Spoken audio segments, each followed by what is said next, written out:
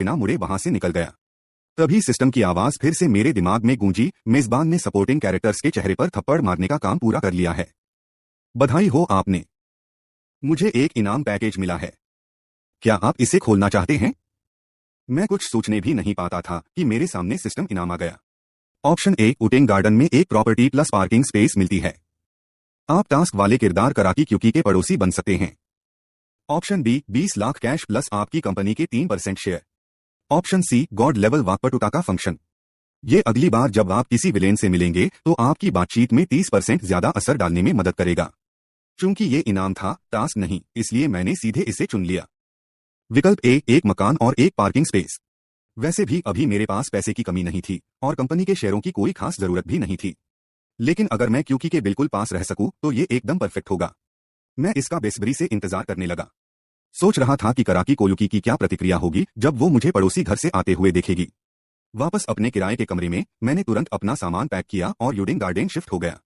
कराकी कोयुकी अभी अभी ओवरटाइम से लौटी थी। नानी ने उसके लिए कुछ खाना गर्म किया। जुड़वा बच्चे पहले ही सो चुके थे। जैसे ही उसने गर्म खाना खाया, उसके दिमाग में फिर से उस दिन दोपहरिया कंपनी में मुझसे टकराने का ख्याल आया। उसे पता भी नहीं था कि वो कंपनी का पार्टनर होगा। उसकी प्रेगनेंसी की वजह से उसे डाउनग्रेड कर दिया गया था। अब एक नौकरानी रखने का खर्चा भी बहुत बड़ा हो गया था। किराया, पानी, बिजली के बिल उस पर इतना बोझ बन गए थे कि वह मुश्किल से सांस ले पा रही थी। उसने यह जगह इसलिए किराए पर ली थी क्योंकि यह ऑफिस के करीब था, लेकिन यहाँ का किराया महीने का 6 से 7 हजार था। शायद उसे भी संभालना मुश्किल हो रहा था। अगले महीने का किराया देना मुश्किल हो रहा था। उस पर नानी की तनख्वाह भी जोड़ दो तो उसकी अपनी कमाई से तो मुश्किल से रोजमर्रा के खर्च चल पा रहे थे। पिछले कुछ महीनों से वह अपनी बचत खर्च कर रही थी, लेकिन अब बचत भी खत्म होने के करीब थी। ये बढ़ता हुआ तनाव उसे पागल कर देने वाला था। म्यूजिक, अगर पता होता कि ये दोनों बच्चे मेरे हैं तो उसे इतना सहना नहीं पड़ता। बस ये था कि वह बच्चों को मेरी तरफ बांधना नहीं चाहती थी। मेरे आने से पहले उसने मुझे खोजने का तो सोच भी नहीं रखा था, और वो कभी ये भी नहीं सोची कि मुझे उस रात की जिम्मेदारी उठानी पड़ेगी। उसने हल्की सी आह भरी, ज्यादा खाने का मन नहीं था। इसी बीच लावाले कमरे से शोर शराबा होता रहा, जिससे उसका दिल और बेचैन हो गया। जब वो बर्तन धो रही थी, अचानक दरवाजे पर दस्तक हुई। उसे लगा नया पड़ोसी होगा, इसलिए ज्यादा सोचे बिना वो दरवाजा खोलने दौड़ी। जैसे ही उसने मुझे देखा, उसकी सुंदर आंखें हैरानी से सिकुड़ गईं। मैं हाथ में गुलाब का गुलदस्ता लिए था, चेहरे पर हल्की सी मुस्कान थी। नमस्ते सुंदर लड़की, मैं तुम्हारा नया पड़ोसी हूँ। कराकी कोयुकी ने एक दिन में ही गुलाब ले लिए। कुशिन, तुम यहाँ क्या कर रहे हो? उसे कैसे पता चला कि वो यहाँ रहती है? क्या यहाँ रहना कोई इत्तेफाक था? मैंने अपनी आवाज को शांत बनाने की पूरी कोशिश की। मैंने कुछ समय पहले यहाँ घर खरीदा था, बस अभी तक शिफ्ट नहीं हुआ था। अभी पता चला कि तुम मेरे पड़ोसी हो तो खास तुम्हें नमस्ते कहने आया हूँ। उम्मीद है ये अचानक नहीं लगा। मेरी आवाज गहरी और थोड़ी खरोंटी थी। कराकी कोयुकी अचानक इतनी घबराई कि उसे समझ नहीं आया कि देखे कहा। हाथों को देखकर कहा, नहीं नहीं, अचानक कैसे हो सकता है? कराकी कोयुकी ने अनजाने में जवाब दिया। फिर एहसास हुआ कि कुछ सही नहीं लग रहा। उसने फूल मेज पर रख दिए और बात बदल दी। अंदर आओ, बैठो, मैं तुम्हारे लिए चाय बनाती हूँ। लिविंग रूम में हर जगह बच्चों की चीजें देखकर मैंने पूछा, क्या ये दोनों छोटे बच्चे भी पिछली बार की तरह तुम लोगों के साथ रहते हैं? कराकी कोयुकी के चेहरे पर एक माँ जैसा मुस्कान आई। आमतौर पर नानी उनकी देखभाल करती है। बहुत अच्छा है, मैंने दिखावा करते हुए कहा। भूल ही गया था, तुम मुझे बच्चे देखने क्यों नहीं ले जाते? जैसे कोई टेलीपैथी हो, अंदर बच्चे वाले कमरे से रोने की आवाज आई। बच्चे भूखे होंगे, थोड़ा रुको, मैं जाकर उन्हें खिलाता हूँ। कराकी कोयुकी घबराकर भाग गई। मैं सोफे पर मुस्कुराते हुए बैठ गया और लिविंग रूम में नजर दौड़ाई। पूरा मकान बहुत गर्मजोशी से भरा हुआ लगता था। हवा में हल्का सा कराकी कोयुकी का पसंदीदा गार्डेनिया का खुशबू था। तभी जब कमरे में रोने की आवाज बंद हुई, तब मैंने अपनी नजरें वहां से हटा ली। कराकी कोयुकी को सोचते हुए, लगभग नर्सिंग खत्म कर चुका था तो मैंने बेडरूम का दरवाजा खटखटाया। अचानक जैसे ही मैंने खटखटाया, दरवाजा खुल गया। कराकी कोयुकी इतनी घबरा गई कि उसने पीठ घुमाना भी भूल ही गई। उसकी बर्फीनी सफेद चमड़ी मेरे सामने आ गई। वो चीखी और जल्दी से अपने शरीर को छिपाने लगी। उसका चेहरा इतना लाल हो गया जैसे खून निकल आएगा। मेरी नजर 2-3 सेकंड के लिए उस पर टिकी रही, फिर मैंने तुरंत अपना सिर घुमा लिया। मेरा कोई बुरा मतलब नहीं था। कुछ मिनटों बाद कराकी कोयुकी अनावश्यक ढंग से चलती हुई बाहर निकली। उसका नाजुक चेहरा अभी भी मुंह लाल हो गया। दोनों बच्चे जाग रहे थे। क्या तुम उन्हें देखना चाहते हो? मैं अभी चलता हूं। मैं जल्दी से बेडरूम में गया। दोनों छोटे बच्चे जाग रहे थे। उनकी काली आंखें मानो बोल ही रही हों और उनकी त्वचा नरम और गोरी थी। उनके गोल चेहरे बेहद प्यारे लग रहे थे। बच्चे पालना कितना मुश्किल होता है। मैं सोच भी नहीं सकता था कि वह अकेले कैसे संभाली होगी। मेरी सोच पढ़ते हुए कराकी कोयुकी हंसते हुए बोली, वे आमतौर पर बहुत अच्छे रहते हैं। नानी भी बहुत जिम्मेदार है। आमतौर पर जब मैं काम करती हूँ, नैनी उनकी देखभाल कर रही है। बस गर्भावस्था का मेरा काम पर थोड़ा असर पड़ा था। उसने अपनी खूबसूरत आंखें उठाकर मुझसे गंभीरता से देखा। मैं उनका जन्म देने पर कभी पछतावा नहीं करती। मैं उन्हें बहुत प्यार करती हूँ। मैंने अपने शब्द रोक लिए। एक 20 की लड़की के लिए 2 बच्चों को अकेले जन्म देना और पालना स्वाभाविक रूप से मुश्किल होता है। काश मैं पहले आ पाती। काश मैं सब कुछ पहले समझ पाती। माहौल थोड़ा अजीब लगते देखकर काराकी कोयुकी ने मुस्कुराने की कोशिश की। कानुशिन, तुम इतने जवान और कामयाब हो। वहां तुमसे इच्छा रखने वाली कई लड़कियां होंगी। थोड़ी देर रुकी, फिर झिझकते हुए पूछी, क्या तुम अपनी गर्लफ्रेंड के साथ यहाँ आए हो? उस महिला शूफिफी का जिक्र करते हुए मैं अनजाने में भौहें तानने लगा और बोलने ही वाला था। तभी कराकी कोयुकी ने मेरी बात बीच में काट दी। बहुत देर हो चुकी है। तुम पहले ही वापस क्यों नहीं चले जाते और अपने सामान को अनपैक कर लेते? दीवार पर लगी घड़ी देखकर मुझे एहसास हुआ कि वह सही कह रही थी। कराकी कोयुकी शायद पूरे दिन की थकावट से बहुत थकी हुई थी। मैंने धीरे से बच्चों के नन्हे चेहरे को चुटकी लिया। फिर मैं चल पड़ा। बाहर जाओ, थोड़ा आराम करो। जैसे ही दरवाजा बंद हुआ, कराकी कोयुकी ने एक लंबी सांस ली। मुझे पड़ोसी के घर जाते देखकर उसने ऐसा महसूस किया जैसे कोई चीज उसके दिल को रोक रही हो और वो बेवजह उदास हो गई। ये जानकर कि वो प्रेग्नेंट है, उसने छुपके मेरी हालत के बारे में पूछताछ की थी। उसे पता था कि मेरी एक गर्लफ्रेंड है जिसके साथ मैं कई सालों से हूं और मैं उससे बहुत प्यार करता हूं। जैसे ही मैंने अपना दरवाजा खोला, मैं हैरान रह गया। ये सिस्टम वाकई में बड़ा उदार था। सिर्फ इस घर की मरम्मत ही काफी बड़ लाखों की कीमत थी। अंदर का सारा इलेक्ट्रॉनिक सामान सबसे नए हाईटेक था और घर पूरी तरह से सजा था। बस एक सूटकेस लेकर मैं अंदर आ सकता था। पता चला कि लक्ष्य व्यक्ति का मूड खराब हो गया है। कृपया कारण ढूंढिए और 24 घंटे के अंदर कोई सही समाधान दीजिए। इस काम को पूरा करने पर इनाम मिलेगा। एक टॉप क्लास मैबा। मैं थोड़ा उलझन में था। कौन सी नकारात्मक भावना? कराकी कोयुकी कब उदास हो गई? वो तो बिल्कुल ठीक लग रही थी। अगली सुबह मैं जल्दी उठा। दरवाजा खोलते ही मेरी मुलाकात कराकी कोयुकी से हो गई, जो बाहर जा रही थी।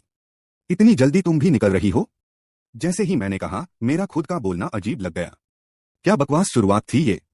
सही ही तो था। कराकी कोयुकी थोड़ी हैरान हो गई। आधे खुले दरवाजे से उसने देखा कि यहाँ कोई और नहीं रहता। आखिरकार उसने हिचकिचाते हुए कहा, तुम्हारी गर्लफ्रेंड तो साथ में नहीं आई क्या? मैं उलझन में सिर खुजलाने लगा। गर्लफ्रेंड कहाँ से लाऊं? हम तो टूट गए हैं। कई साल पहले की बात है। उस औरत का जिक्र सुनते ही मैं गुस्से से भर गया। सच में मैं नहीं समझता कि मेरी आंखों में क्या था जो एक स्वार्थी औरत जैसे सुफिफी को कभी पसंद कर बैठा। तुम लोग अलग हो गए? कराकी कोयुकी हैरान रह गई, फिर एक अधूरी मुस्कान दी। कोई झगड़ा हुआ था? आजकल लड़कियों का थोड़ा लड़ाकू स्वभाव होना आम बात है। मैंने होंठ सिकोड़ लिए। शूफिफी केवल जिद्दी नहीं थी, उसने तो लगभग मेरे घर में धोखा देकर हरा टोपी पहनवा ही दी। मैं उससे बहुत पहले रिश्ता तोड़ चुका था। उस औरत की आंखों में जो नरमी थी उसे देखकर, और उसके बिना मेकअप के नाजुक बदन और चेहरे को देखकर, मैं आखिरकार उस पागलपन को याद करने से खुद को रोक नहीं पाया जो मैंने 1 साल पहले कराकी कोयुकी के साथ बांटा था। अपने घमंड को निगलते हुए मैंने हिम्मत जुटाई और कहा, अगर मुझे गर्लफ्रेंड ढूंढनी हो तो मैं जरूर तुम्हारे जैसा कोई चाहता। ये सुनकर कराकी कोयुकी की खुशी का ठिकाना नहीं रहा। उसकी कल की चिंताएं हवा हो गईं। लेकिन जैसे ही मैं हिम्मत जुटाकर कुछ और बोलने लगा, सिस्टम की आवाज फिर से गूंज उठी। डिंग। पता चला कि मेजबान ने मिशन पूरा कर लिया है। अब वो इनाम दे रहा है, 1 मई बा। मेजबान, जल्दी से चेक कर लेना और रिसीव कर लेना। मैं थोड़ा हक्का बक्का था। मैंने ये मिशन आखिर कैसे पूरा कर लिया? क्या मेरी वजह से कल कराकी कोयुकी का मूड खराब था? सोच ही रहा था कि मेरा फोन बजा। मैंने उठाया। कॉल 4S डीलरशिप के एक कर्मचारी की थी। वो बोले कि तुम्हारी कार की सारी प्रोसेसिंग हो गई है, जैसी तुमने कही थी। तुम कब लेकर आओगे? म्यूजिक, क्या तुम चाहते हो कि क्या ये सीधे तुम्हारे घर पे पहुंचा दूं? मैं तो फालतू झंझट पसंद नहीं करता। इसलिए सोच विचार करके मैंने कहा कि शाम 7 बजे पहुंचा देना। मैं कराकी कोयुकी से बात करते रहना चाहता था, लेकिन उसने कहा कि उसे ऑफिस लेट हो जाएगा और झुर्रियों भरे चेहरे के साथ भाग गई। आखिरकार पूरे दिन का काम झेलने के बाद मैं घर जाने के लिए बेताब था। मैं कराकी कोयुकी और बच्चों से मिलने के लिए बेचैन था। साथ ही सिस्टम ने मेरे लिए जो कार तैयार की थी वो कैसी दिखती है ये भी जानने की उत्सुकता थी। जैसे ही मैं फिर से उस हाउसिंग कॉम्प्लेक्स पहुंचा और वहीं अपनी जानी पहचानी शक्ल दिखाई दी। वही देवी थी जिसके बारे में मैं सोचता रहता था, कराकी कोयुकी। उसके आसपास काफी लोग जमा थे। जैसे ही मैं पास गया, कुछ बुरी बातें सुनाई दी। इतनी खूबसूरत औरत बच्चों के होते हुए भी फ्लर्ट करती रहती है, कुछ भी अच्छी नहीं हो सकती। ये 2 बच्चे तो भुखमरी में हैं। ऐसी माँ के साथ उनका क्या भला होगा? दया करने जैसी बात कहाँ है? शायद ये बच्चे भी परसंग ही होंगे। ये सब सुनकर मेरा पूरी हवा ठंडी हो गई। मैं सीधे उस मध्यम उम्र की औरत की तरफ घूर रहा था जिसने बोला था, क्या मतलब है तुम्हारा, जवान आदमी? तुम मेरी तरफ क्यों घूर रहे हो? क्या उस छोटी से तुम्हें कोई अच्छा लग रहा है क्योंकि वो खूबसूरत है? सुंदर होने का क्या फायदा जब वो हर जगह फ्लर्ट करती है? ऐसी औरत कितनी भरोसेमंद हो सकती है? मैंने ठंडी हंसी छोड़ दी। अंकल मौसी, क्या मैं कोई ऐसा इंसान दिखता हूं जो बुजुर्गों की इज्जत करता हो और जवानों से प्यार करता हो? मेरी खून की प्यास वाली नजरों ने उसे सिहरन भर दी और वह डर के मारे तुरंत अपनी बात बंद कर दी। अचानक एक जवान लड़के ने कराकी कुएकी का रास्ता रोक लिया। हाथ में गुलाब का गुलदस्ता थामे वो उसे प्यार से निहार रहा था। को मुझे तुम बहुत पसंद हो। मैं तुम्हारी हाथ जोड़ के याचना करता हूं। क्या तुम मुझे एक मौका दोगी?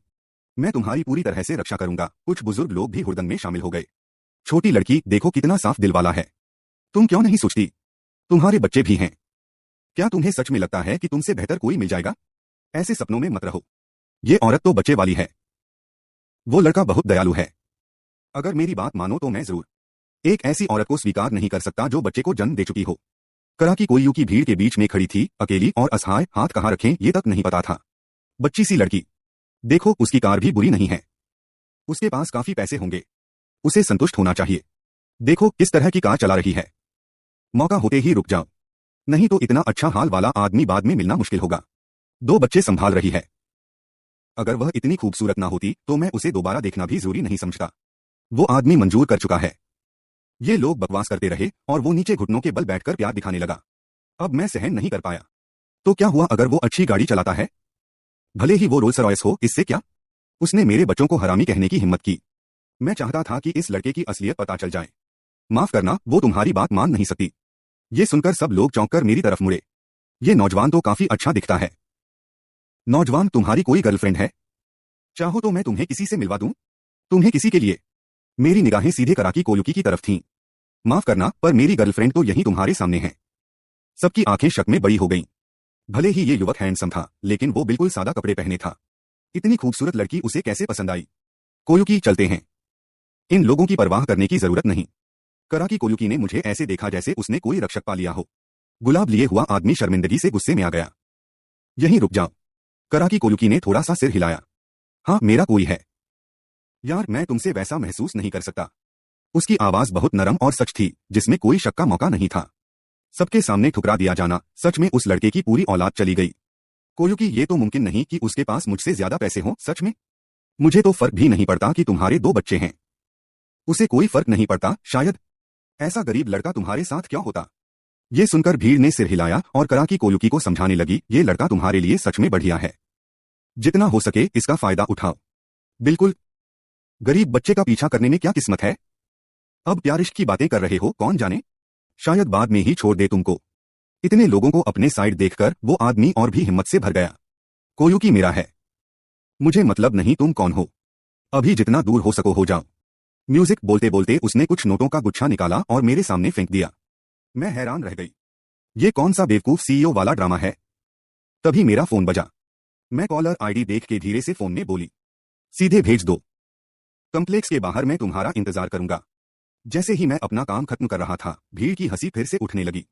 लेकिन इस बार कराकी कोयुकी ने मेरा रास्ता रोका और आदमी पर चिल्लाई, मैंने कभी भी तुम में कोई दिलचस्पी नहीं दिखाई है और मुझे समझ नहीं आता तुम ये बातें मुझे सार्वजनिक तौर पर क्यों बोल रहे हो, लेकिन मैंने साफ साफ कह दिया है कि मुझे तुम पसंद नहीं हो और उम्मीद करती हूँ कि तुम मेरी बात का सम्मान करोगे। नात्सुमे ताकाशी गुस्से से लाल हो गया। उसकी आंखों में नफरत झलक रही थी जब वह देख रहा था। क्योंकि अगर तुम मुझे पसंद नहीं करते तो चलेगा, लेकिन एक दोस्त की तरह मैं तुम्हें ऐसे गरीब लड़के के साथ परेशान होते नहीं देख सकता। वो ऐसा दिख रहा है, क्या वो तुम्हारा और तुम्हारे 2 बच्चों का खर्चा उठा भी सकता है? जैसे ही उसने ये कहा, एक मेबैक सीधी गाड़ी आकर रुकी। सबकी नजरें उस कार पर टिक गईं।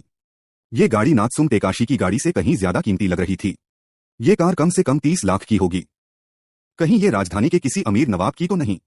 मेबैक को आते देख नात्सु ताकाशी अपनी पहले की उस गर्वीली अहमियत को खो चुका था और भीड़ के साथ इंतजार करने लगा कि असली मालिक कौन है। अगले ही पल 4S डीलरशिप का मैनेजर रियाकी ड्राइवर सीट से बाहर निकला। पता नहीं कौन है असली मालिक, उष्ण देखने वाले लोग उलझन में एक दूसरे की तरफ देखने लगे। सिर्फ कराकी कोयुकी ने मुझसे हैरान होकर देखा। क्या ये कार सच में उसकी हो सकती है?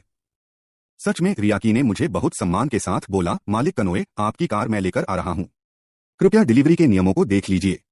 सबके मुंह खुल गए ताली से। क्या ये गाड़ी सच में इस गरीब बच्चे की थी?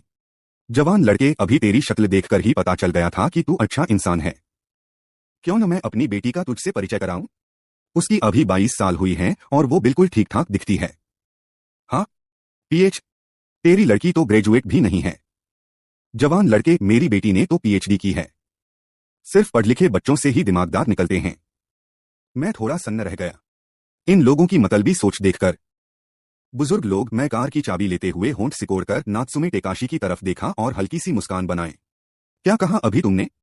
कि क्योंकि मुझसे पीछा करने में परेशान होगी? नात्सुमे टेकाशी थोड़ा अजीब महसूस करने लगा।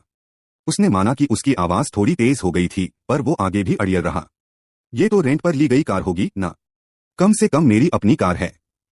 कोई खास लड़की लेने के लिए कार रेंट पर ली, ऐसा तो नहीं होगा। हैरानी की बात यह कि सबसे पहले रियाकी ने बोलना शुरू किया, सर, हम विशेष तौर पर कार डिलीवर करने आए हैं।